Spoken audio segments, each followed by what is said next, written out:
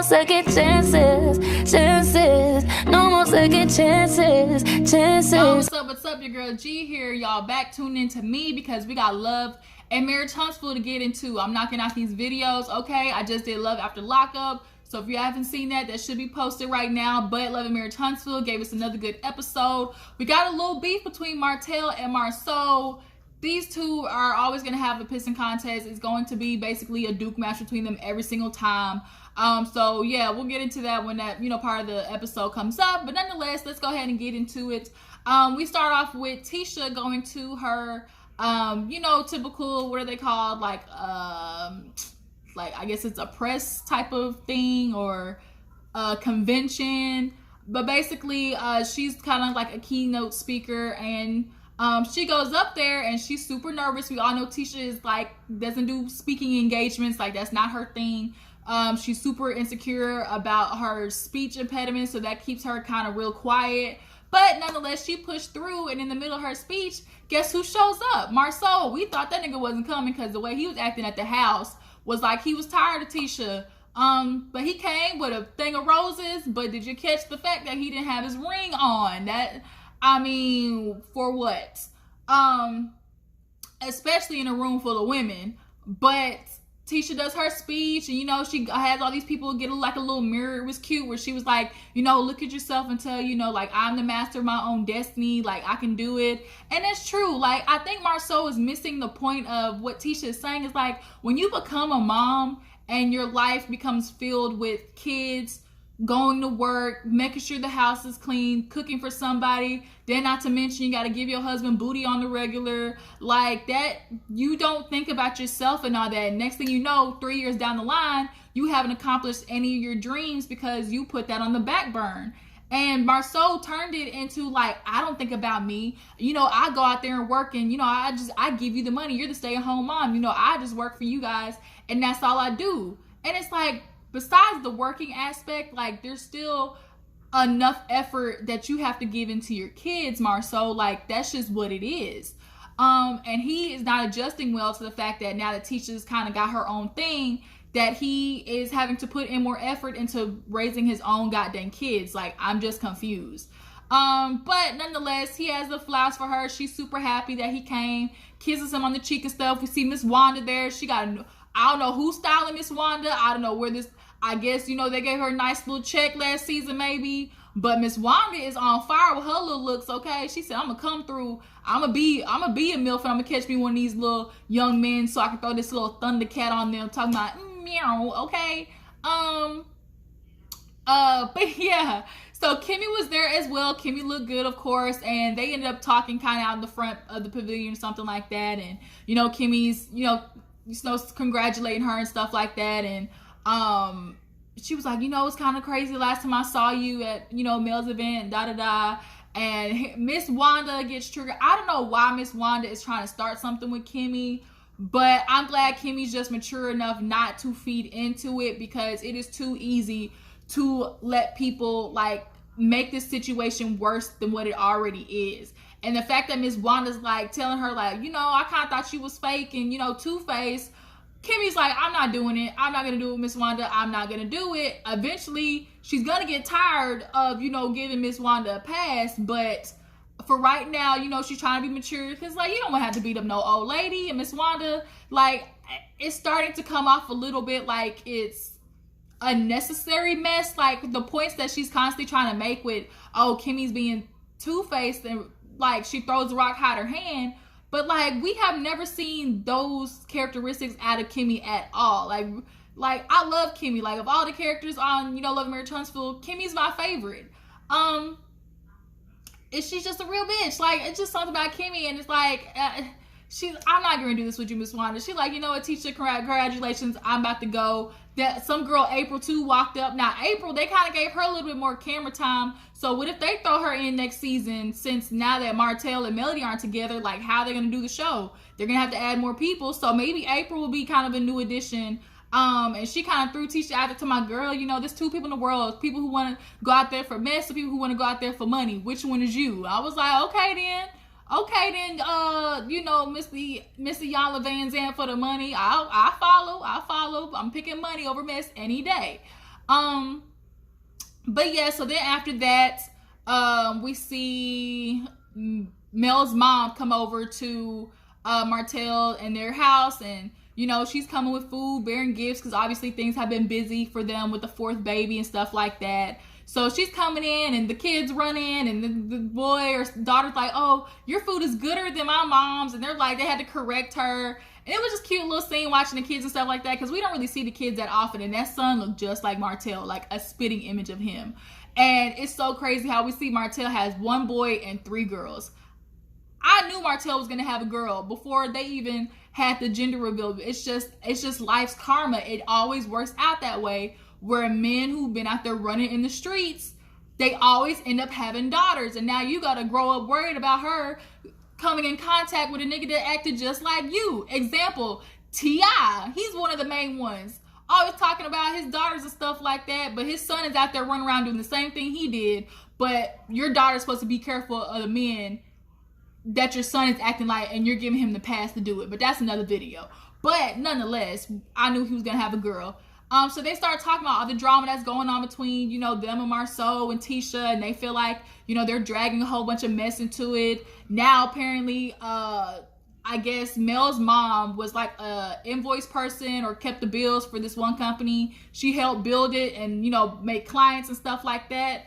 And Marsau's older brother, I didn't know they had an older brother, but I guess him and Mel's mom, like, because they constantly were doing business together, obviously built a rapport with each other. And I guess his name is Martin.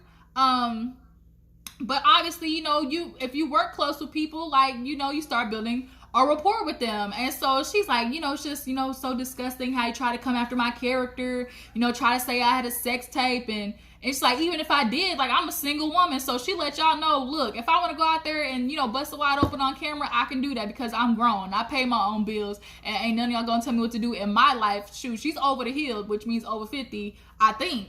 Yeah. Yeah, I think she's over 50. But, like, she's a grown woman, okay? Like, if she wants to do that, she can. Let me find out. We got a MILF out here. She wasn't part of that MILF XXX porn that she gonna put out there. But, then on top of that, like, there's the whole police report and stuff like that. And they both are slinging mud. And as much as Martel and Melody want to say that Marsau and Tisha are doing some wrong, like, y'all both have fault in this, period.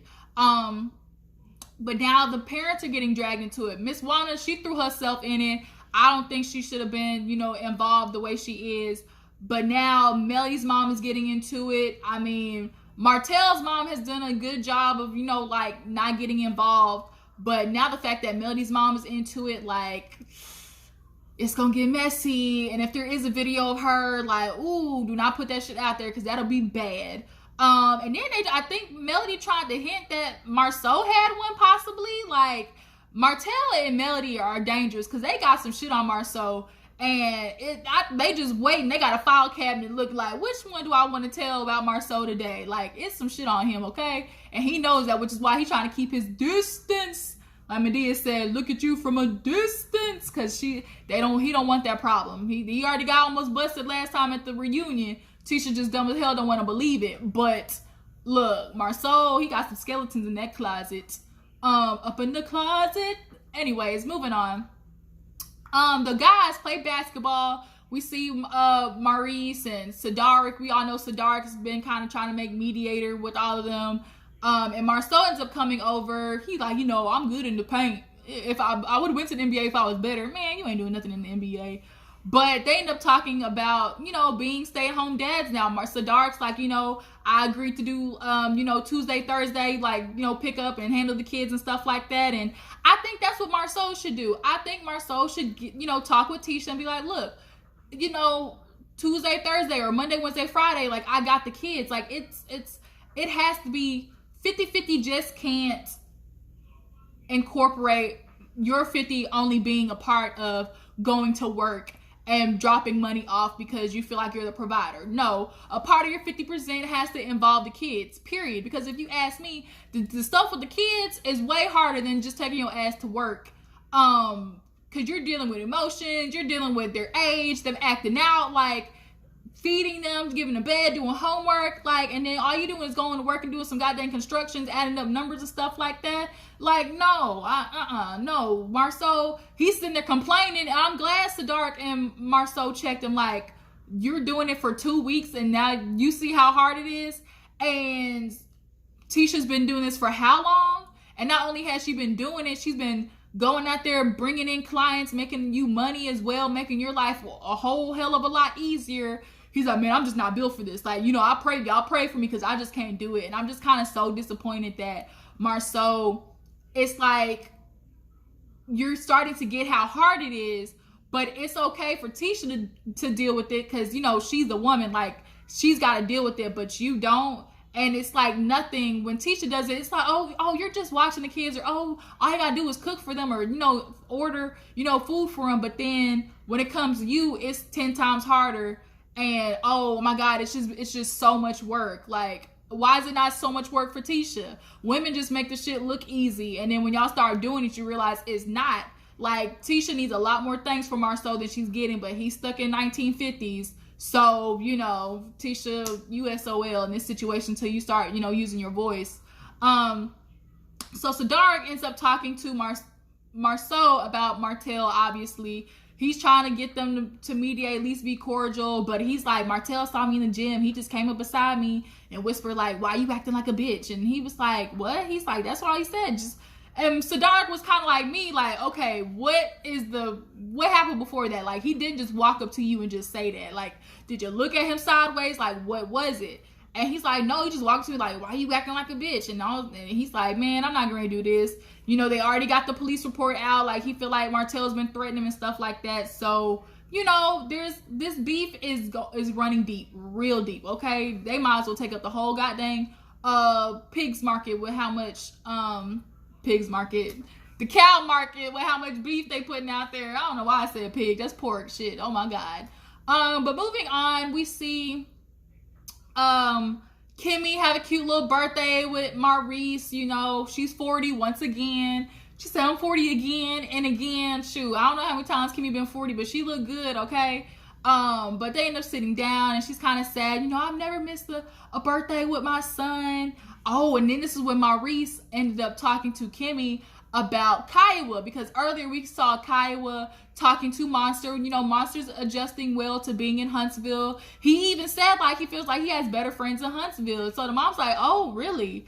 And for Kiuwha to finally let her son go, her energy is way better through the screen, because last season, that energy that she was putting through the screen was foul AF. Like, it just looked like somebody pissed on her Cheerios, the energy that was coming through. But now we see her, she just looks a lot lighter. And if you ask me, I think it had a lot to do with, you know, probably watching herself on TV. Like, you watch that reunion and you see Kiuwha, it just read like bitter baby mama. Even Egypt the host was like, girl, you look mad. And maybe Egypt, you know, because she was trying to help her on stage. Maybe when the reunion was done taping, maybe Egypt, you know, had a heart-to-heart with her. Maybe something had to happen to where now this Kiuwha is, you know, having this big switch and is not trying to make it difficult for Maurice and Kimmy anymore. She even said, look, you know, me, Zayd, and, you know, you and Kiuwha can meet up. And then, hold up, did y'all catch the fact that he said, oh, I know Zayd. Zayd dated my sister. What in the goddamn wrong turn inbred shit is this? Like, I'm confused. So, the sister, and you were with Kiuwha, so when you and Kiuwha were together, obviously she knew the sister, like, y'all, they had to be cool to some extent because she's dating Maurice. So, like, if they break up, like, how do you look at the sister and be like, hey, your man was cute? Like, it's just a lot of mixed triangle, pyramid, connect this third person, that person, too much. But yeah, back to Kimmy and Maurice. He's talking to her, of course, about dropping her job. She's not doing it. She like that every 2 weeks income. I can't blame her. But then she's like, oh, you know, Kiuwha, you know, I can sit down with her. He's like, well, are you going to ask for an apology? Kimmy's grown woman. She said no, like, forget the apology. And I think Kimmy just knows, like, she's never going to get it out of Kiuwha. As much as Kiuwha knows that she's wrong, and the way that she talked about Kimmy, and the way she tried to say, like, oh, if you got a problem with me, you got a problem with my son. Like, no, bitch, that's not how that works. Kimmy clearly, obviously loves Monster. Like, she is involved in that kid's life in a great way. And Kiuwha should be actually very thankful that Kimmy isn't taking all the shit out that Kiuwha did to her on her son. Because Kimmy could very much be a bitch, you know, one of the evil stepmoms, as, you know, people like to put it, but she didn't. But she killed me with that, oh, you know, I don't need the apology no more. I got the prize. And she, like, winked at Maurice. I was like, oh, shit, Kimmy trying to start something. Kimmy, she's slick, okay? She threw that little jab in there real quick. And I'm like, I mean, it's true. Kiuwha clearly is, you know, was holding a grudge. Oh my God, I'm so mad at my hair right now because I'm detangling it, and it's just got a mind of its own today because it rained, and it's just so much. Like, I just can't. It's just whatever it is right now. But yeah, Kimmy threw that little jab in there, and we all know Kiuwha was just salty because she basically got the new and improved Maurice, okay? But too bad you fucked it up. Kiuwha shouldn't have cheated on him. But yeah, Maurice ends up surprising Kimmy with her son Jaylen. I think he's supposed to be graduating school and is going to be possibly moving in. Chico says hi, y'all. Chico. All right, I'm back. Got Chico under control. Y'all see him back there.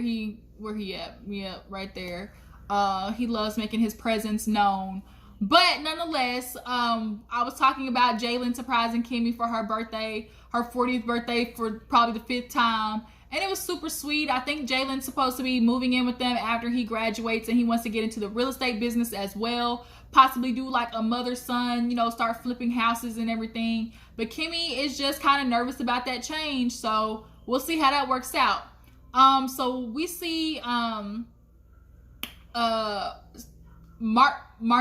and Sadarik working out at the gym, and you know they're working out, walking, talking and stuff like that, and out of nowhere you see Maurice like working out, and he looked and was like, this nigga just walked in and it's Martel. And clearly Sadarik had a setup for them. He, you know, keeps trying to play mediator. He just wants them to be cordial. You know, Marsau tried to, you know, be nice and, you know, be like, hey, what's up, Mighty Ma? And he puts his hand out. Man, Martel said, nope, I ain't doing it. He said, I ain't doing this fake shit with you, man. But they immediately start getting into it because Marsau is like, well, you know, I thought you would have came here with an apology. Martel's not going to apologize to Marsau. Marsau's not going to apologize to Martel. Like Sadarik said, there's a lot of ego in play, a lot of pride. Nobody wants to admit their wrongs because they're too focused on what the other person did wrong. And, you know, Martel still feels a way about Miss Wanda coming in and threatening them. And it's like, Martel, first of all, let's quit playing like Miss Wanda, like, physically was going to come after you. She explained it at the reunion. When I say, hey, I'm going to come at you, like, it means with my words, like, don't play with me. Like, he really, like, come on, bro. You really didn't think that Miss Wanda was going to have any, like, really get physical with you to the point where you're now putting up, like, filing a police report against her and stuff like that. But then in the meantime, Marsau ends up filing a police report against Martel because he was threatening him. But what Marsau was saying is a lot more valid reason to do it than Martel's reasons for Miss Wanda. Miss Wanda just being messy, that's it. But Marsau was like, Martel verbatim was like, oh, you love living in Huntsville? And he was like, what is that supposed to mean? He's like, well, I mean, if you really want to stay here, you know, you need to understand the power I got around here. So obviously Martel feels like, okay, if I want to make you move out, you know, if you don't want to be here in Huntsville, or if you want to be here in Huntsville, like, basically you got to bow down to me because I know the right people to get your ass out of here. And so Marsau took that and was like, okay, well, nigga, I'm gonna file a police report because now you threatening me, my livelihood, where my family lives. I don't think Martel's gonna do anything physical to them. But I mean, for you to sit there and be like, do you like living in Huntsville? You know, like, I know the right people type situation. Like, no, we got a problem then. So Sadara tried to make it even. Like, look, you got an infraction, he got an infraction. If we cut both of them out, look, nigga, y'all equal. Like, can this stop? Martel's like, nah, I've reached my max. Like, I've been putting up with a lot of stuff. And Marsau was like, yeah, you know, y'all just do too much. And, you know, he said, then the tax thing came out. I guess apparently somebody released taxes information on Martel. And I don't think it was Marsau. Because everybody got information on everybody these days. And then, you know, Tisha posting stuff, and then of course Tisha, they talk about, well, how, you know, she came to Melody's event and it was private. I mean, that's the truth, Tisha. I mean, the general consensus is you should have stayed your ass at home. Why would you choose a private event to try to walk in and work on a situation, Tisha? Like, that just was not the time nor the place. Marcel was like, you know, I told Tisha, you know, it probably wasn't the best idea, but, you know, it was a little extra for Melody to do that, to sit there and have security waiting on her. Like, that was overboard pushing it. And it was. Like, she definitely was trying to embarrass her. But we wouldn't have gone through that situation had Tisha stayed her ass home, because there was no invitation extended to her. So Martel's over it. He's like, man, I'ma leave. And the ironic part about this is he leaves and was like, you better... Marcel was like, thank you. And he was like, you better say thank you. The fact that I'm using my words and nothing else. So obviously that was a threat. Like, you saying basically like, nigga, if I wanted to put my hands on you, I could, but right now I'm just using my words. So it's kind of like Martel, like you kind of reneging here. Like, you're kind of not making any sense, saying, oh, I never threatened you, I never said anything like that, and you gonna do some shit like that. What? So after that, we see Marsau go home and tell Tisha what happened. And he's like, you know, I saw Martel, and it basically is what it is. Like, we didn't get nowhere. And she's like, well, babe, you know, of course, you know, went sideways, stuff like that. And then he's like, then, you know, we talked about how you showed up to Mel's event. And she's wondering, like, did you defend me? He's like, babe, what does defending you look like? And at first, I was kind of offended when he said that, because I'm like, no, you're not stupid. You're like, you know what your wife means. But on another token, for Tisha to ask that, yes, of course you want your husband to defend you, but it's kind of hard to add for Tisha to sit there and ask Marsau to defend her when he didn't want you doing it in the first place. He don't even want you talking to Mel and them. But he kind of did. He was like, you know, saying like, you know, Mel shouldn't have done that. But I don't know. Like, Marsau defending Tisha. He does have a habit, though, I will say, of making it seem like it's all Tisha's fault. Like, putting on her, because it's like, you know, people got to take ownership of the rain and the storm and stuff like that. Like, he does very good at trying to make sure, like, I didn't do it. You know, Tisha be on the internet, stuff like that. Like, bro, don't do that in public. Cover your wife in public, but then, you know, y'all can talk the shit out when you get back home. So then, last at the end, we see Melody and Martel speaking at the little construction site or whatever. They're talking about how, you know, they've done so much for, you know, certain people, for Marsau, and obviously Tisha, we can take it as, you know, they feel like, I guess they've given handouts, and Martel's like, you know, people are always nice, you want to be your friend when they hand is out. And it's kind of like, well, what do you mean? Like, what did you do for Tisha and Marsau? Like, did you help them with a loan in their house? Like, is this like they borrowed money, like help? Like, is it because y'all gave them a TV show? But I mean, I'm thinking it can't be about the TV show, because at the end of the day, regardless, like, they come on and they help you. They're an asset to you. Or you wouldn't have even brought up the idea to them. But Martel killed me with that, you know, we just looking for a little acknowledgement, a little, you know, graciousness, a little bit thank you. He has a real stickler thing about that. Oh, trying to be acknowledged for all the stuff he does. Melody's like, nah, that's you. For me, I'm just gonna say put some respect on it, okay? So towards the end, we see Marsau working with Jaylen, and out of nowhere, we see some, like, the Devil Wears Prada heels come walking in. And Marsau look, and it's goddamn Melody, and then it says, to be continued. I said, damn, they tricked us. Okay, well, I'm sitting there thinking we about to see all this fighting. But next week, though, but besides Marsau and Mel, can we talk about the way Kimmy was looking at Miss Wanda like, I'm going to slap this old-ass lady? Like, this, man, I'm ready for Kimmy, because Kimmy was not playing that day. But y'all drop down in the comments, tell me what you think about the episode. How do you feel about Marsau and his whole stickler about having to work for 2 weeks with the kids, and Tisha's out there doing her thing.